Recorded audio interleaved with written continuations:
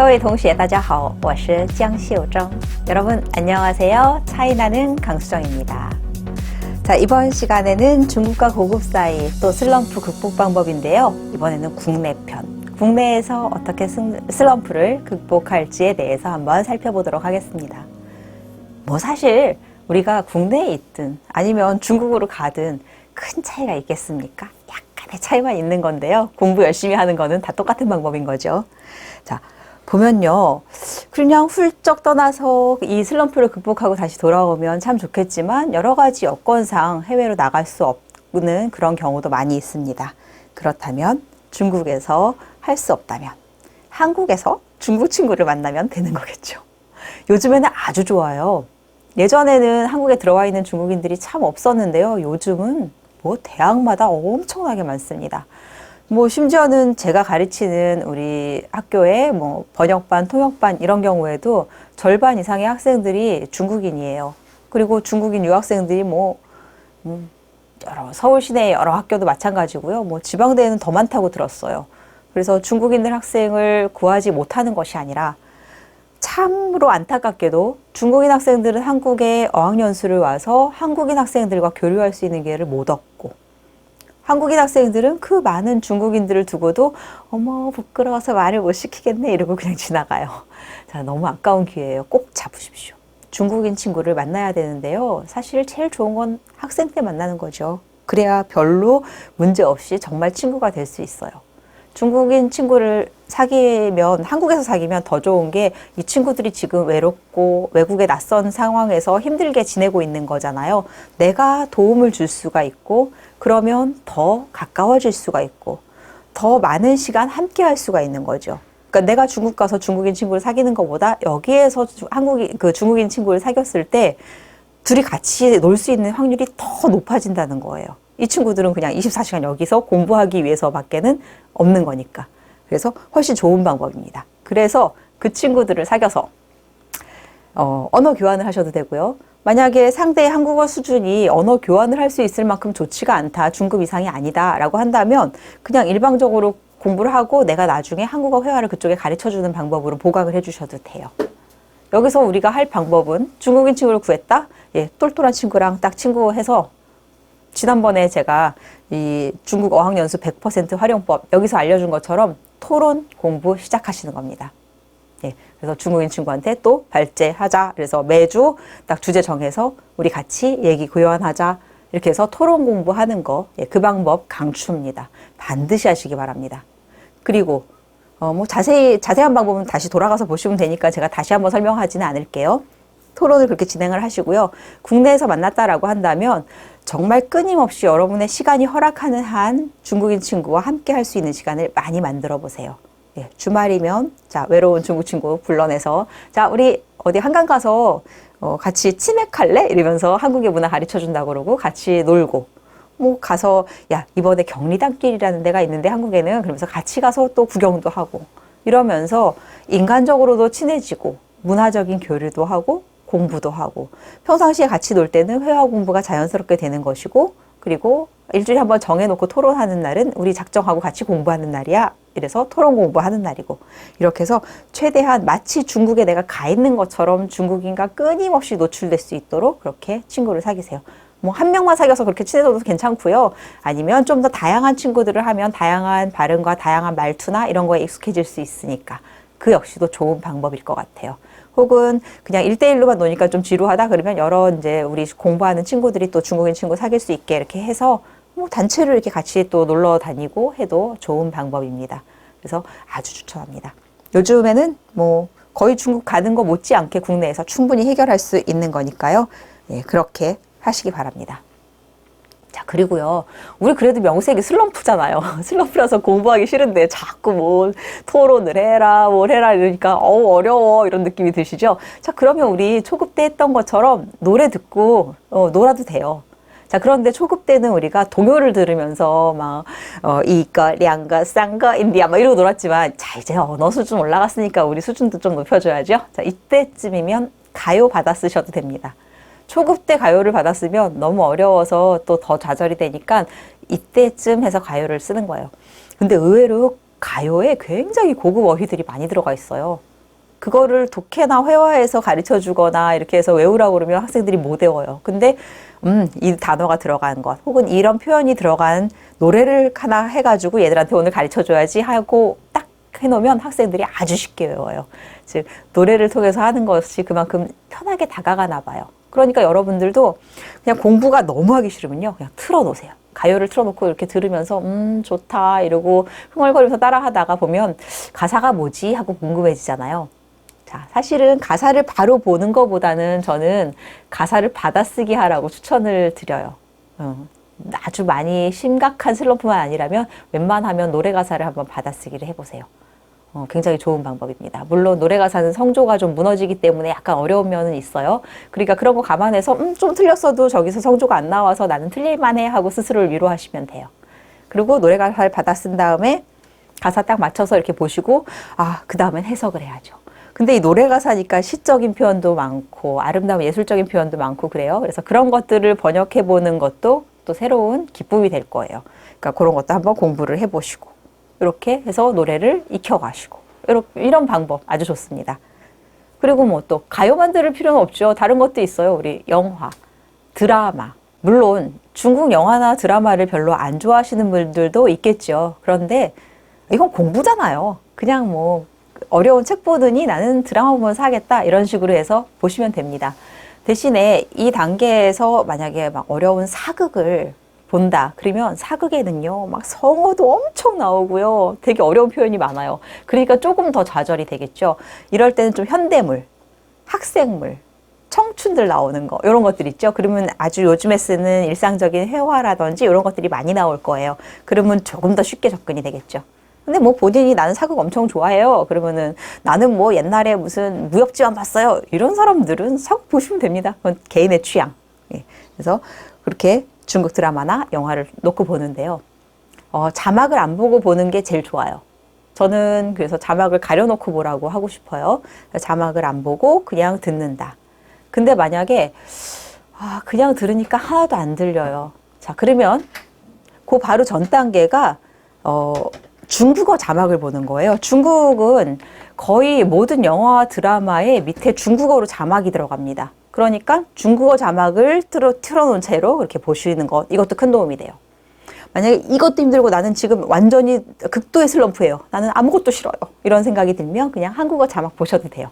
대신에 한국어 자막 틀어놓은 채로 드라마 한 편을 다 보셨으면요, 그 드라마를 공부한다 생각하고 다음번에는 자막을 안 보고 한 번 더 보세요. 그렇게 해서 그러면 한번 봤던 거니까 조금 들리는 것 같은 느낌이 들 거예요. 그러면서 스스로를 약간씩 이렇게 독려하는 그런 방법을 쓰는 것도 좋을 것 같습니다. 그리고 또 하나 방법이 이제 슬럼프 기간이니까 어려운 뉴스를 받아 쓰는 것도 좋겠지만 슬럼프 기간이니까 우리 했던 거 적어도 내가 들었을 때 한 70% 이상 알아듣는 것, 내가 봤을 때 70% 이상은 사전을 안 찾고도 그냥 술술 넘어가면서 볼 수 있는 것, 이런 쪽으로 해주는 게 좋아요. 그런 게 뭐가 있을까요? 갑자기 소설책을 펴놓고 해석을 하려면 당연히 반도 해석이 안 되겠죠. 단어 다 찾아야 되고요. 그러니까 슬럼프가 더 심해지겠죠. 이럴 때는 그러면 우리 지난번에 했던 거, 우리 중급 때 HSK 시험 봤잖아요. 그때 나온 독해 이렇게 길어요. 그렇죠? 이렇게 긴 거에 문제 요만큼 달려있고 이런 것들 있잖아요. 그거 자세히 안 봤단 말이에요. 그냥 시험처럼 쭉 시험 보니까 한번 쭉 읽어보고 문제 풀고 끝났잖아요. 그런 것들을 찾아가지고 다시 한번 독해를 해보는 거예요. 자, 그런 거는 이미 한 단계가 지난 거기 때문에 자세히 정독으로 들어갔을 때 독해가 돼요. 그리고 그 안에서 가끔씩 이렇게 모르는 단어나 문장 표현이 나오면 이런 게 있었네 하면서 체크하고 넘어가시면 돼요. 뭐 외워주면 더 좋고요. 그러니까 이미 지나간 HSK 시험 문제들, 거기다 독해 지문, 뭐 읽기 지문, 이렇게 긴 것들 있죠. 그런 것들 꺼내다가 다시 한번 이렇게 훑어주는 거예요. 그러면 과거를 회상하면서 나 자신에게 힘을 조금 줄 수 있는 그런 시간이 되겠죠. 그리고요, 우리 또 여기서 뺄 수 없는 게 작문하는 거잖아요. 자, 작문을 어떻게 공부할지가 사실 굉장히 많은 사람들의 고민일 거예요. 이게 우리가 발달하는 이 단계를 보면 글을 쓰는 게 사실은 제일 어렵거든요.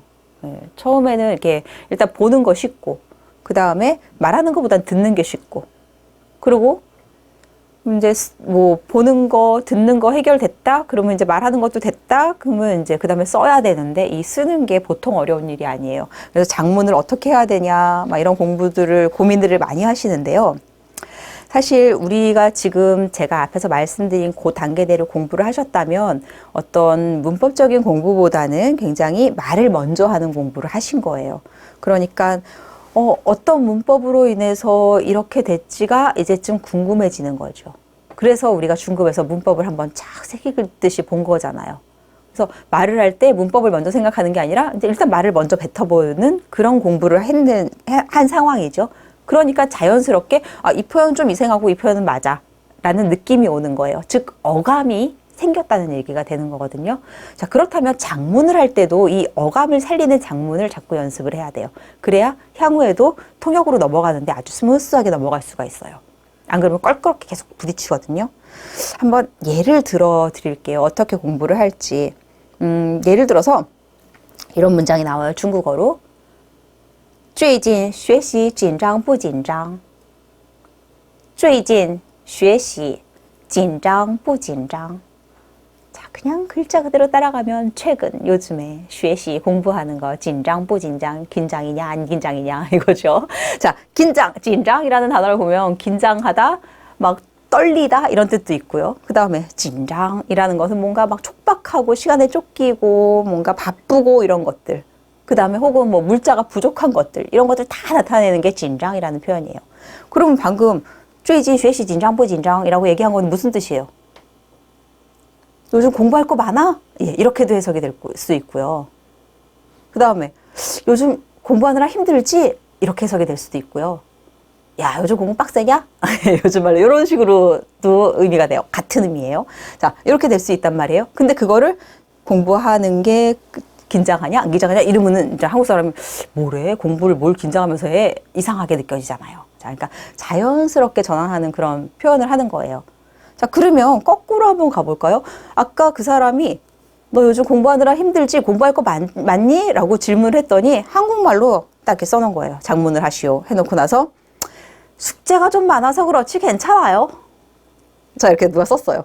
자, 뭐 숙제 많은 것 빼고는 뭐 괜찮은 편입니다. 라는 답을 써라 라고 한국어로 딱 돼 있는 거예요. 그럼 이제 작문을 해야 되는 거잖아요. 자, 이거를 숙제가 좀 많아서 그렇지 괜찮아요.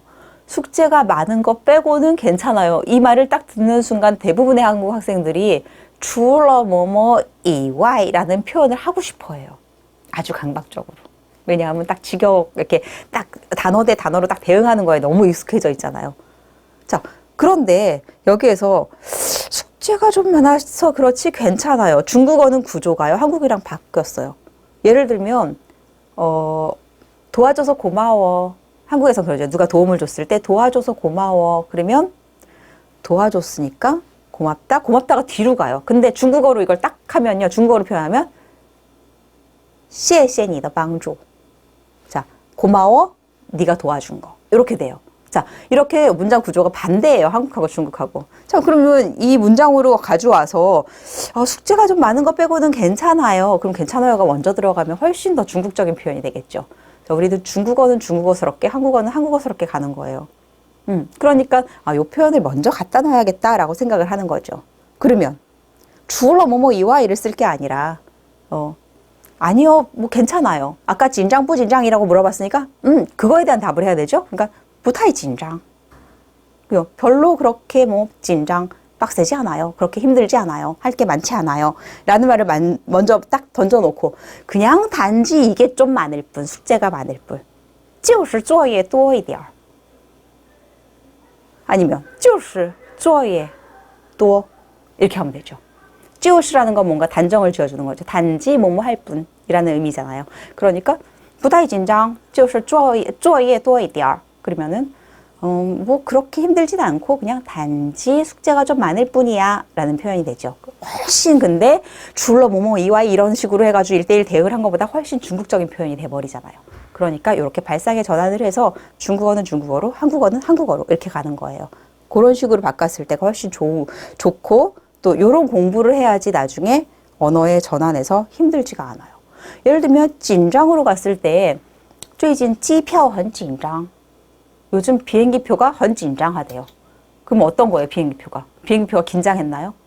자, 아까 진장이라는 단어를 얘기하면서 제가 물자가 부족하다 있다고 그랬죠. 아, 요즘 비행기표 구하기 힘들어요. 이 뜻이죠.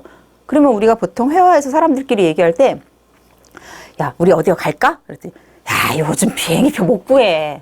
자, 여기에서 못 구한다라고 하는 순간, 비행기표 못 구해. 그러면 한국 사람들이 딱 쓰고 싶은 표현이 뿌렁 쓰고 싶어요.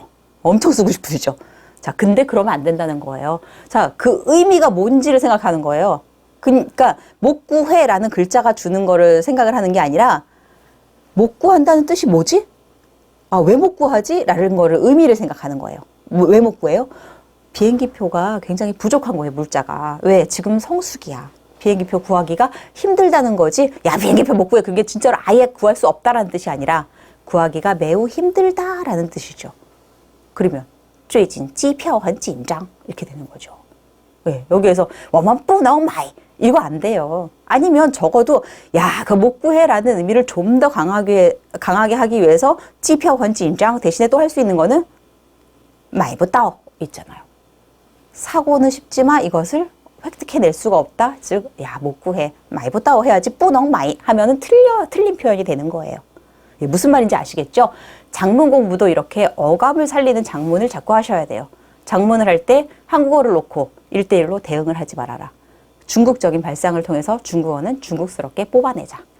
그래서 이런 공부를 하시면 장문이 훨씬 아름다워지실 겁니다. 뭐 그리고 또 하나 팁 정도 드리자면요. 한국에서 슬럼프를 극복하면서 그것도 중국에서 고급으로 넘어가는 이 단계이기 때문에 여러분이 할 수 있는 게 또 있어요. 주변에 있는 다양한 활동에 참여하십시오. 자, 이게 제가 오늘 드리는 마지막 포인트예요. 예, 주변에 어떤 활동이 있냐. 자, 여러분들이 대학생이다라고 상정을 한다면 학교에서 하는 혹은 전체 뭐 시에서 하는 아니면 전국 단위에서 하는 중국 정부에서 하는 중국어 말하기 대회 뭐 이런 것도 있고요. 그다음에 원어 연극 이런 활동도 있을 수 있고요. 그리고 또 뭐가 있을까요? 뭐 다양하게 또 아르바이트로 뭐 중국어 봉사를 할 수도 있고요. 아니면 뭐 봉사 동아리에서 또 언어로 또 이렇게 뭐 통역 봉사단 이런 활동도 있을 수도 있고요. 그리고 또 다양하게 어떤 국제 행사 이런 데에서 어떤 뭐 인턴까지 가도 괜찮지만 인턴이 아니어도 그냥 단기로 하루 정도 아르바이트나 혹은 자원봉사 이런 걸 참여를 할 수가 있을 거예요. 그런데 최대한 많이 참여를 해보세요. 즉 내가 직접 어떤 행사가에 가서 실제로 살아있는 중국어를 써본다. 내가 이미 배운 것을 가지고 활용을 해본다. 즉 중국 현지에 안 갔으니까 활용해 볼 수 있는 그런 기회를 만들어서 직접 쓰는 거. 굉장히 크게 언어 실력을 늘리는 방법이에요. 예를 들면 그냥 단순하게 그 중국어 말하기 대회나 언어 연극에 한번 참여를 하잖아요. 그 한번 그냥 예를 들어 언어 연극을 했는데 내가 한 대사가 한 2줄밖에 없었어. 그렇다 하더라도 그 2줄을 열심히 하고 그 연극을 위해서 준비를 하고 이러는 동안에 한 실력이 6개월치가 늘어버려요. 그리고 굉장한 자신감이 생기거든요. 그러니까 그런 것들을 귀찮다 생각하지 마시고 최대한 그런 활동에 많이 참여를 하세요. 주변을 활용을 해서 적극적으로 참여를 하시면 죽어 있는 이 공부가 갑자기 살아서 숨쉬게 되면서 여러분들을 기쁘게 할 거예요. 그래서 한번 그런 데 갔다 오고 나면 공부 더 하고 싶은데 하면서 막 의지에 불타가지고 다 열심히 공부하는 그런 모습을 가질 수 있게 될 겁니다. 자, 이렇게 해서 여러분들이 국내에서 중급에서 고급으로 넘어가는 중간 단계의 슬럼프 잘 극복하시고 빨리 고급 단계로 오시기 바랍니다.